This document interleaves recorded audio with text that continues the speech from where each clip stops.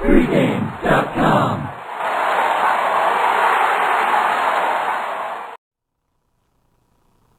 Vegas Runner here with a special guest, Scott Spreitzer. Don't have to let you know. Everyone in that racket knows who he is.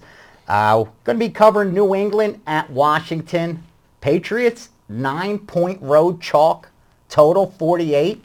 Who do you like? 9 big, juicy points. And statistically, one of the things I like to do is break down how teams have done over the past 3 or 4 games. And yeah, you've got the huge dichotomy between the New England offense and their defense, but if you just break it down from a numbers perspective, both sides of the football, these teams aren't that far off.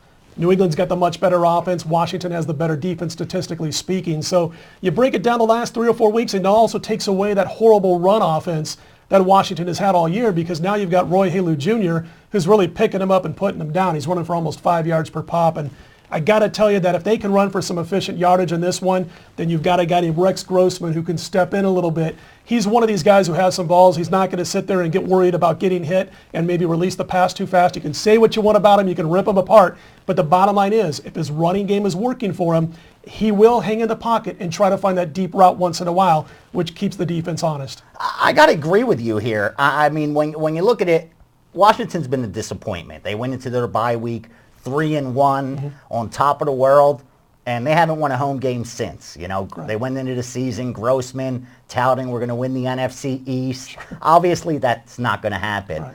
I was disappointed in how bad they looked last week against the Jets, but this is against the Patriots. And I think this is the kind of game where we are going to get an effort from Washington. This New England team's really banged up. When you play a starter in your safety, who was really a wide receiver last week, and your other safety, it was his debut. I mean, this is a weak defense that Washington's going up against. I think they can hang with New England at least long enough to stay under those 9 points. But New England, this is the only NFL city that the Patriots have not won in yet. So, I mean, there is going to be that little challenge. I'm sure it's been brought up. If I know it, I know Belichick knows it. So obviously they do want to get this win, but they have a big game on deck against Denver. If you looked at this early in the season, probably would have been one of them you say it's a flat spot next week as well.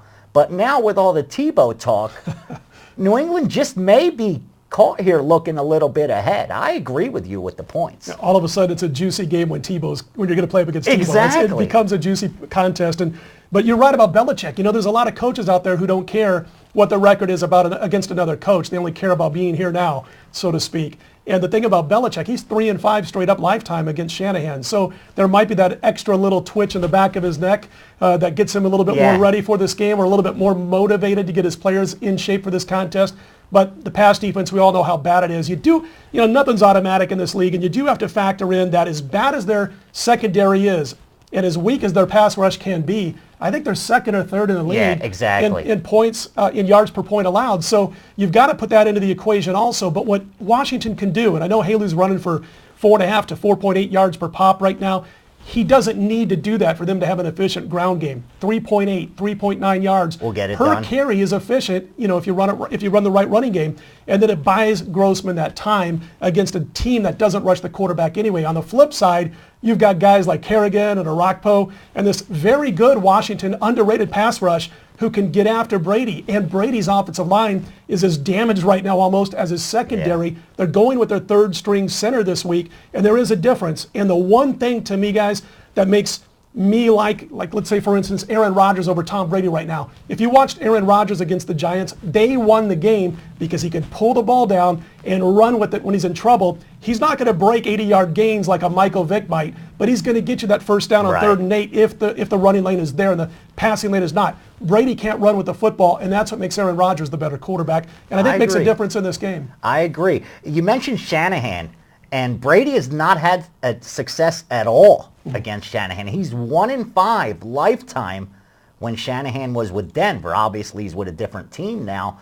But, I mean, it's just there's so many intriguing parts to this matchup with the Belichick angle, the Shanahan angle. And I just think that we're looking at a line that's a little inflated here. It's not a divisional game. It's not even a conference game. for New England. Where I also think there's value is on the under. Okay. Because this total's now 48. And when you look at the teams the way they come in the form, Washington's come in with 3 straight overs. New England's come in with 3 or 4 overs. But now you're talking about a total of 48. That's pretty high in this game. What do you think? Well, I agree with you. And plus, you've always got, everybody thinks when New England's on the field, the game's got to go over the total. I mean, that's the public way of thinking. So they've got to set the number a little bit higher. What do you make the line? What do you make the total of Green Bay plays New England in the Super Bowl? We were talking about this past weekend of maybe a 61. I think you could get there. Anyway, I think you could get there. They probably put it up at 58, 57, 58, and it'll probably go to there. I think it's even going to be a little bit higher. But yeah, you're right. I agree with the under in this particular football game. And here's the thing that Washington can do and why Shanahan has had success against Brady. First of all, they know they're going to try to keep him in the pocket to be his most effective. And also this year, of course, using the tight ends more than any other time in his career, although they've always used them. But I think that Washington has the defenders up front to put the heat on and also pop the tight ends, keep them busy at the line of scrimmage just for that split second to throw off the timing that Brady's had with guys like Gronkowski so far. And I think what's going to happen is you're going to see the timing off just a bit between Brady and his tight ends because of the linebackers that play for Washington and the fact that their defensive tackles do more than just keep blockers from getting to the linebackers. Their defensive tackles are used to making plays. Do you think that the way they got backdoored against Indianapolis, they went up 28 on them, and all of a sudden the final score isn't reflective of how the game went? I mean, they ended up not covering the number. Indy made a game of it by scoring all those points late. But if New England was to have blown out the Colts, if they continued on and instead of being up 28, they went up 38. Right. Do you think this number would have been higher? It might have been a little bit higher. I mean, what I do, it's kind of funny. I was telling RJ this, is I make my lines a game in advance. So I made my lines before those games were played last week for this week's games. Keeps you from getting too involved. Right. And you would think it would have the opposite effect here because you think I would maybe make that line 10 and a half for this week's game before they played Indy, but we tend to look a little bit deeper into just the final scores and even the box scores, and I still feel that, you probably would have got a 10, but I still feel the value's there right now with the Washington Redskins, because the even though it's a little bit lower. The look ahead at the Hilton was 8. Right. So we're not seeing a major adjustment. Exactly. And that's what I was hoping for. I mean, I had the Colts last week, so obviously I was hoping for the Colts cover. But in this game, I think we would have got double digits. I think it falls under that category of regression, progression to the mean as far as ATS margin goes. We're at that part of the season now where, a lot of these teams that have a high margin, you're going to get inflated total an inflated price or a discounted price. And when you look at the New England Patriots, they're plus 25 in ATS margin. You have Washington, who's minus 25 ATS margin. I think this is a perfect case of one regression and a regression and progression meeting each other, and it's the best of both worlds. You have New England, which you expect them to regress going forward, at least against the spread, and Washington to progress. Sure. So I can't see why I wouldn't want to grab the points here. I agree with you. I think this is a good spot for Washington to get the cover. And the biggest difference is like maybe week 2, week 3, week 4. I don't look at just for favorites or just for underdogs. I look at every game on the board the same.